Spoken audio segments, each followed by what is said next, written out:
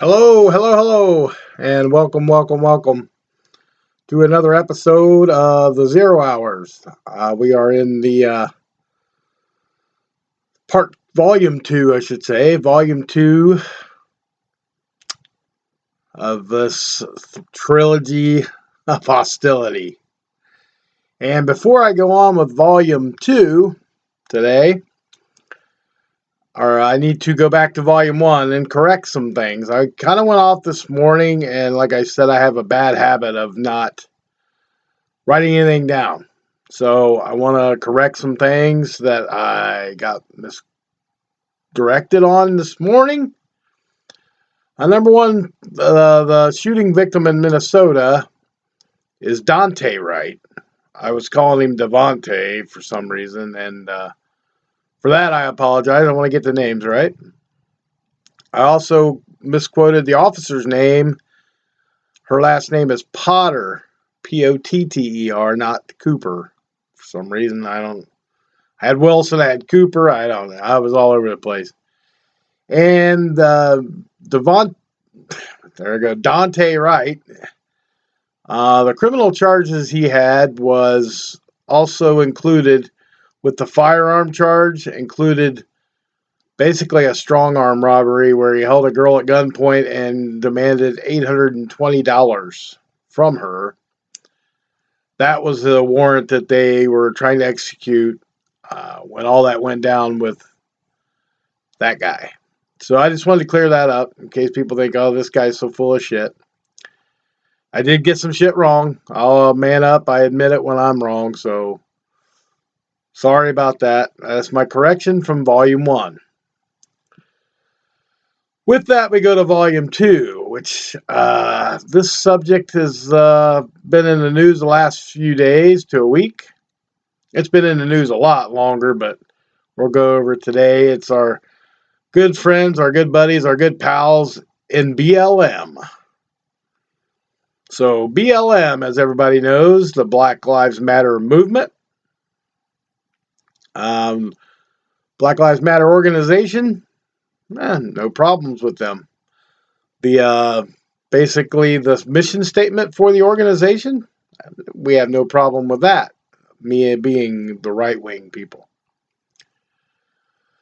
What we do take issue with is the movement, because the just balls out looting and the rioting and screaming for reparations, acting like everything's so bad as they walk out with 70-inch flat screens and Nike shoes. That's helping the situation, especially when you do it in your own communities. But so for the last, full-blown year now, we've dealt with the BLM. And they're going to all these companies. All these companies we support, with the fist and supporting BLM, Black Lives Matter. And you get the lefty soy bitch people that, are so afraid. And I don't care what they say. This is my opinion. I think they're so afraid of the black community that they go over and beyond to say, oh, we're definitely not, oh, no, we're not racist. So they, stand out in the streets with their man buns and scream, Black Lives Matter. Well, yeah, we know they do. But the movement's bullshit. Most people have realized that now. And that's what we're getting into with today was recently the founder or co-founder, I should say, of BLM, the movement, went on I don't know if it was just recently, but over the course of some months now or whatever. I've heard two different stories. But has bought like $3 or $5 million worth of properties, like 4 million or 4 houses at like $3.5 to $4 million in affluent places like Topanga Canyon in California, where, to be honest, there's probably a very minute amount of people of color that live there. So you preach and preach and preach to us about inclusion and equality, and yet you move away from everything you've known, and you go into this affluent community, which half of them could care fucking less about BLM. I mean, unless you're living to the next to the woke, liberal gated community, I don't know. It just seemed everybody kind of just seemed to. Some people were just letting it slide, like it's no big deal. This woman had to be skimming the till to have millions and millions of dollars to buy these properties, right?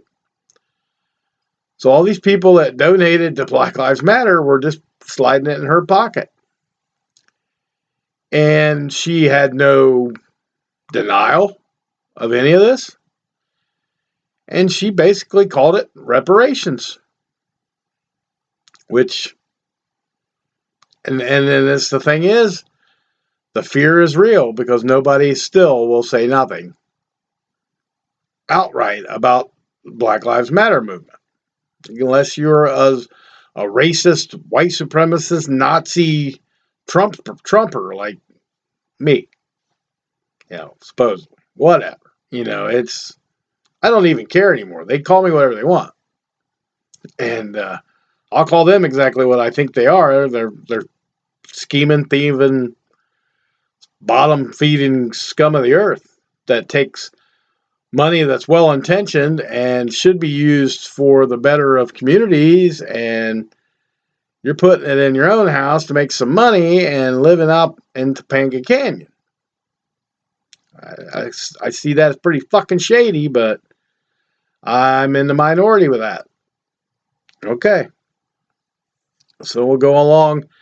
So this co-founder or whatever she is getting off scot-free. I wonder how Hawk Newsom feels about that. I mean, the big guy in LA, I wonder how he feels about that, because I don't know if he's gotten any of that money in $1 million houses, but I'm sure he's okay with it because it's, reparations for a queen. That's what they calling this. It's reparations for a queen.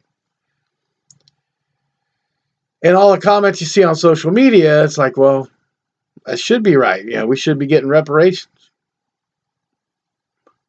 If that's really what you think, these people want to keep donating to you, they can have at it, I guess. And they buy everybody a house if you want to. But don't come looking to me to give no donations. It ain't going to happen. So with that,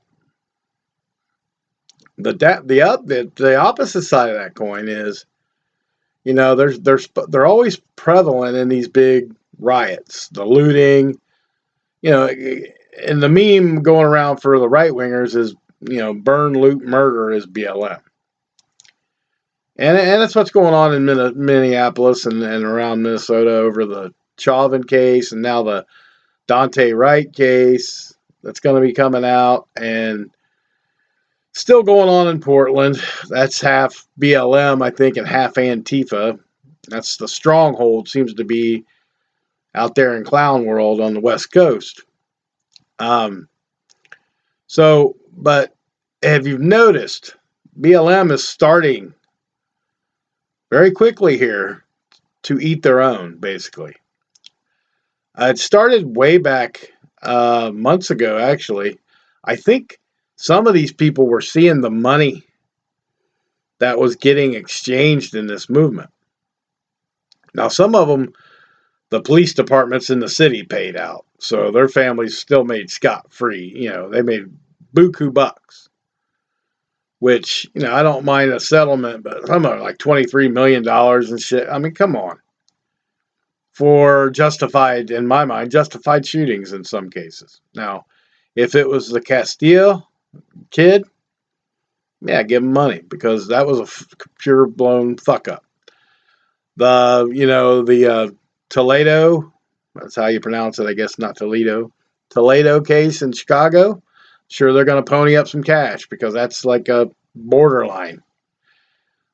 Some say he had a gun. He tossed the gun before they got there. They turned around and looked at me on the video like his hands were empty, but like I said, I wasn't there. So, but BLM's always climbing in these cases. They're on top of it. And they're protesting, and they want to burn shit and loot and just all this crazy stuff in the names of Black Lives Matter.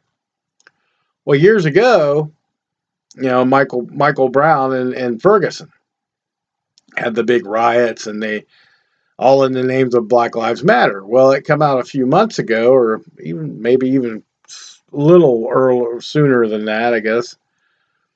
The family of Michael Brown said they got $500 from BLM. So all these donations come. This lady's buying mansions.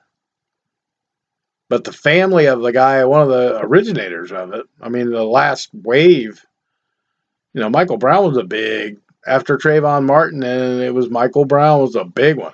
And that family got shunned, I mean, I'm sure they got something from Ferguson. And maybe some people even, I heard a couple comments on social media that now they're just being greedy because the police department paid out. Why should BLM have to pay out? BLM did their spot by protesting. They did their blah, blah, blah.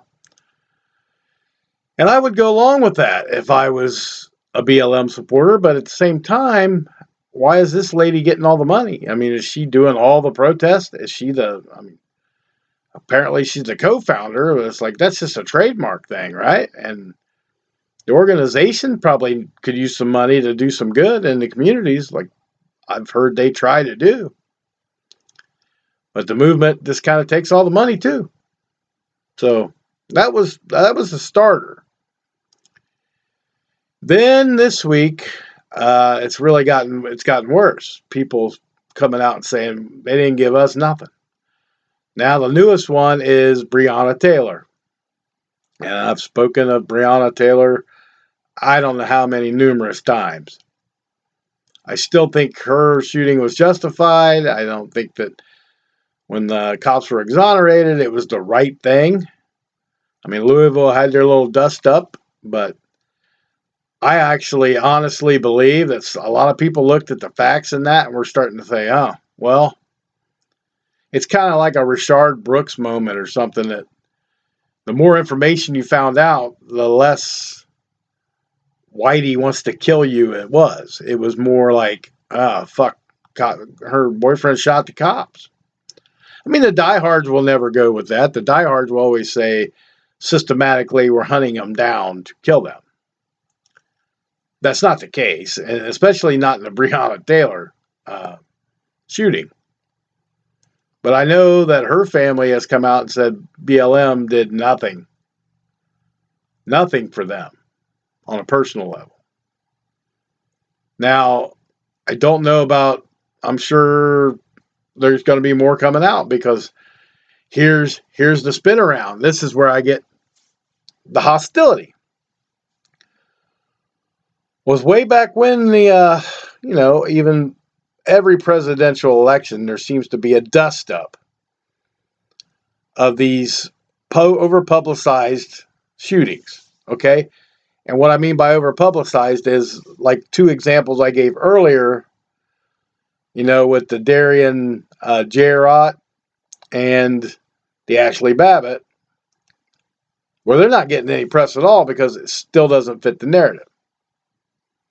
And, with the gun control issue being a part of it now, it's gotten out of hand. We had the shooting, the guy shot 8 people. Then we had the Syrian refugee that shot 10 people in a grocery store. And then you had a disgruntled ex-FedEx worker killing 8 people in Indianapolis on Thursday night. Yeah, Thursday night, I believe. So the guns violence is rampant again. It just seems funny that the more the left pushes for it, the more it shows up on the media. And the media, in all reality, is the fucking devil incarnate. I mean, you can't trust the media for one. And the media spins everything into whatever narrative they want. They didn't want Trump to win. They spun everything against him. They want the division between the races because it makes for good TV. It makes for good newspaper articles. So they keep pushing the wedge between normal America and Black Lives Matter and Antifa.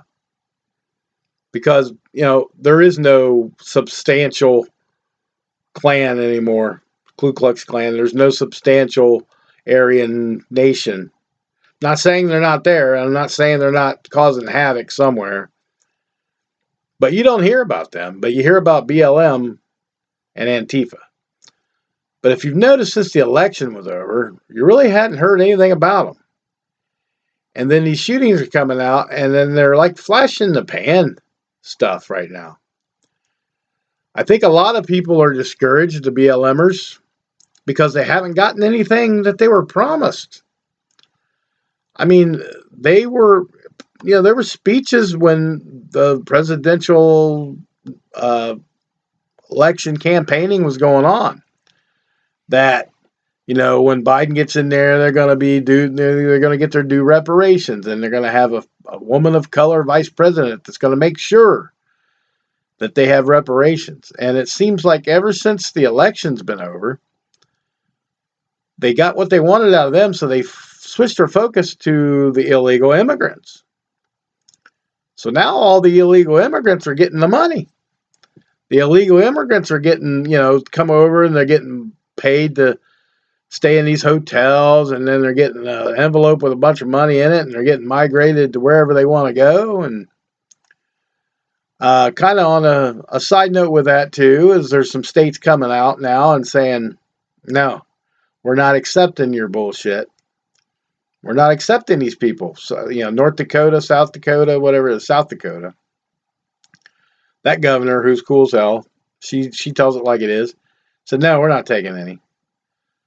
South Carolina come out, said, nope, they're not coming here because, we've got enough problems and we got enough issues to deal with. But the focus since the election has ended, and the insurrection of January 6th bullshit, it switched completely off of, it went from the BLM and Antifa movement. Now it's all about illegal aliens. Well, now the BLMers are getting pissed because, hey, where's our payoff? Where's the payoff for all the stuff we caused, all the havoc? This girl's buying mansions. What the fuck the rest of us are getting? You're not getting shit. Just like we said you wasn't going to get. Just like it happened in 2008. Just like it happened in 2012. You're promised the world and delivered absolutely nothing. Your vote was counted. You were discounted. And that's just how it's always been. And I'm not saying that if you would have voted Republican, that everything would have been hunky-dory and they would have included you and welcomed you with open arms and gave you all this stuff either. But the difference between the right and the left, the Republicans and the Democrats, where the Republicans never said, Trump never said, or the Republican Party in general, never said, we're going to give you this if you vote Republican. But the Democrats, on the other hand, oh, you'll get free this, you'll get free that. Your student loan will be paid off. Your student debt will be paid off. You won't have to work. We're going to give you so much money a month to sit on your ass at home. And they've been kind of doing that with the Wu flu. But eventually the Wu flu will work out and it'll straighten out. That'll be volume 3. But for now, we're talking about BLM and organizations like that. So you got Michael Ferguson, or Michael Brown's family was not pleased with BLM. Now you got Breonna Taylor, who was championing for BLM. They rode the coattails of that girl and her death till it couldn't be rode anymore. And now it's kind of like, it's just meh. It's nothing. And of course, Breonna family didn't get shit from BLM. That's coming from Breonna Taylor's family saying this. It's not me making shit up. It's black and white is in the news, and not just the right-wing news. I'm talking your CNN, your MSNBC bullshit. But they had their reasons for it, to why they wouldn't have it. It wasn't just, we don't want to pay you. They all have a spin on it, right? Everything's got a spin. And in the case of BLM and Antifa, I don't know what the spin is. I'm still trying to figure it out. It's like they promised you this and they're not delivering this. The reason they shouldn't have promised it was because they can't deliver it. And people absolutely ate it up. They just ate it up and acted like, it's going to be different this time. It's the definition of insanity. You expect different results by doing the same thing. It's not going to work. So here we go. You got the George Floyd trial coming to an end.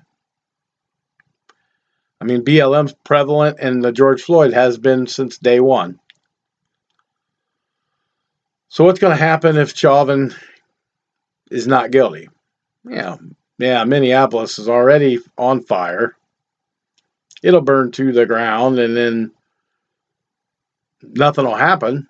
I mean, it'll burn to the ground, and they'll be pissed off, and 6 months later, you're still not going to be getting anything out of the deal. It's just going to be you burnt your own city down because they couldn't prove reasonable doubt, and they can't, according to what I watched. Now, if Chauvin is the scapegoat, they're still going to burn it down, probably celebration. But,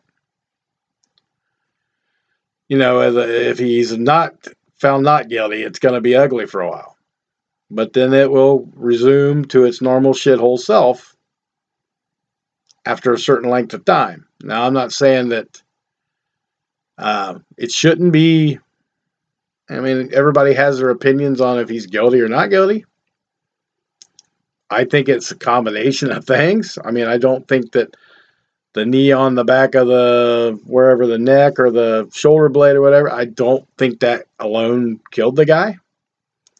I don't think it helped, but I don't think it killed the guy. I just don't understand his philosophy behind where he was at and what he was doing.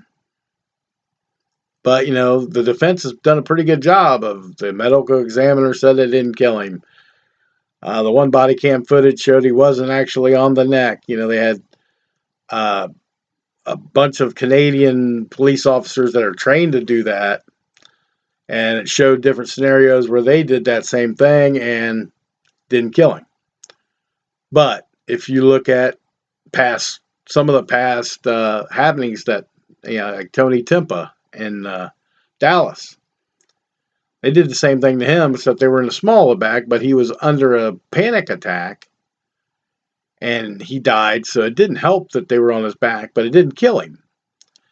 Now, the officers in that, I don't believe were ever charged with murder or convicted. So I really think Chauvin's he's going to be not guilty unless they want to use him as, the ultimate scapegoat. And then we'll have a big BLM party in Minneapolis. It's going to be a huge, chaotic undertaking. But you just wonder how long it's going to be before the enchantment with this group dies away, because they keep absolutely breaking promises to everybody. They probably told Breonna Taylor's family, "We will take care of you. It will be taken care of. Financially, you're not going to have to worry." And then they're coming out and saying they got nothing. They, a lot of smoke and mirrors, but no substance. And I mean, I'm just going, like I said, I'm just going by this CNN and Yahoo and all these people's reports. And I don't think anything's going to happen with Dante Wright. I don't think, nothing's going to happen. If nothing happened with the high profile ones, like Breonna Taylor was in the news everywhere. And just because I think it's justified, they didn't think it was justified. But, you would think that high profile of a case, BLM would have made it right with them. And they didn't do that, because that's exactly kind of what I thought was going to happen all along. That they Once again, and people were saying it for years, they will get your vote, they will leave you be. And BLM has kind of fallen off because they're not getting any support from the government because they're too worried about the illegal aliens. Now, once the illegal thing starts dwindling, will you see the uptick in BLM? Only if things are going badly for the president. And if the president's got everything squared away and him and Kamala, they're riding high, and everything's great, you won't hear a peep out of them because they'll cock block them on the media. But if they need a distraction to get anything passed, that's where they come in. It's been the ultimate distraction. I'm not saying, and once again, I'm going to pound this into the fucking ground because the organization is fucking trying to do good shit, I'm sure. The people have their heart in the right spot, are trying to do it and get the programming out there to end some of this bullshit, which we should all be in favor of doing, and end some of this garbage racism shit. But this over the top and all this stuff for these thugs getting shot, that gets old and redundant, I think, even for everybody, not just Whitey, not just and then when we got a little bit out of the touch with the BLM was like in a lull area, you had all of a sudden it was the heightened xenophobia, and it just one thing after another. It's always a conflict that I call distraction. And I know I'm probably an asshole to everybody, that think, oh, this guy's full of garbage because he's, a privileged, white privileged male, whatever. And that's all bullshit. We know the white privilege is bullshit. We know systemic racism, as far as I can see anymore, is bull. It's just bullshit. And I've went over this so many times, I'm not going to rehash it unless I get asked to rehash it again. I will gladly do so. With all the organizations that I can't be a part of, but they can be included in everything I do. So to me, that's like the ultimate definition of division. Is you're segregating yourself, but then you're wanting us to include you, but we can't go there. It's kind of a fucked up deal, if you ask me. It's just my opinion. I'm a city Billy, and that's my opinion. So I'm trying to keep my composure with this stuff, but they're starting to eat their own. So it's like I really don't have to jump on the bandwagon and say, I don't have to tell people, well, look, they're not doing anything for you, because now Breonna Taylor's family and Michael Brown's family and these people that come out, they're all telling you the exact same thing I would tell you.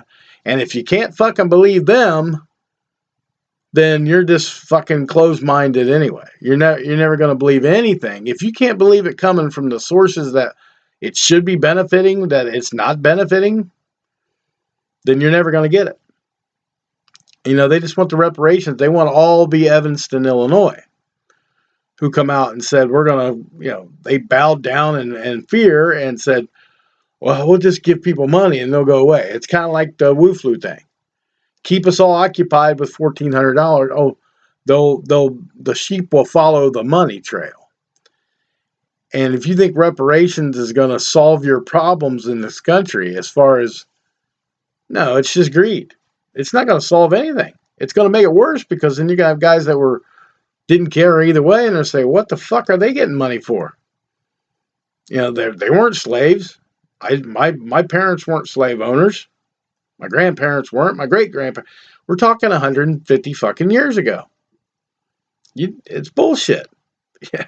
I mean, it is downright bullshit, any of it. But Evanston, Illinois seems to think it's great. And in other states, places are falling in the fear line, and they're planning on doing the same thing. Which, I can't understand for the life of me why that would be coming to pass. I really don't. I know I'm a white privileged asshole, right? I get it. But I also work for a living. Every day I pay my taxes. I go to work. I've had to support my family all my life. I got to pay for health insurance. I got to pay all the stuff that you guys want for free. I'm already paying for. And then now you want me to pay for yours too on top of that by paying higher taxes? And you're going to see a lukewarm group of people like the right wing is now. They're kind of just pissy, but not on fire, which sometimes I don't get that, but it's the way it's always been. Democrats have always been the boisterous ones, and the Republicans have always been the we want to do it with money, and they were the money group. And then now the Democrats have become that, and the Republicans are just kind of complaining but doing nothing. So there's got to be a time where it's got to tip. It's got to be a time coming, and it won't be pretty when it happens. But BLM, they're just eating their own now with the $1 million mansions and not a fucking thing for the families of Breonna Taylor. And like I said, I don't feel that Breonna Taylor's family deserved anything, but they're not happy. So we'll see what happens in the chaos, because I'm sure it's not over by a long shot. It will continue, and it will keep coming. And with the George Floyd trial, Chauvin trial coming to an end, we'll see what kind of shit stir that gets with BLM. In the East Coast and the West Coast is just rampant with this shit.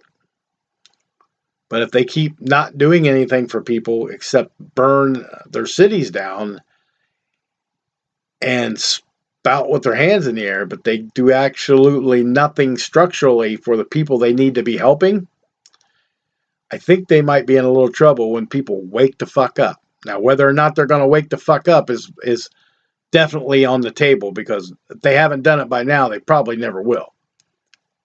But some sections of people are, because they were promised and shit and they're not getting anything. Just like BLM was promised all this.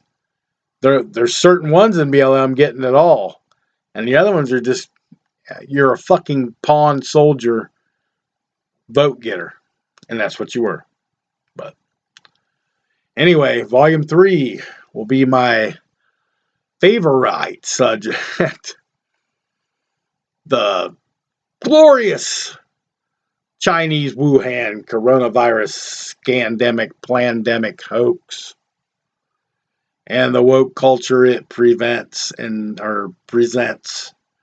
with Dr. Rat Bastard and population control Billy G. That will be Volume 3. And that will be probably tomorrow, but it'll be coming out soon enough. So once again, thanks for hanging with me for this half hour or so. As always trust and believe in your own convictions. And please, for the love of God, stay safe out there. We'll see you next time, another episode of the 0 Hours.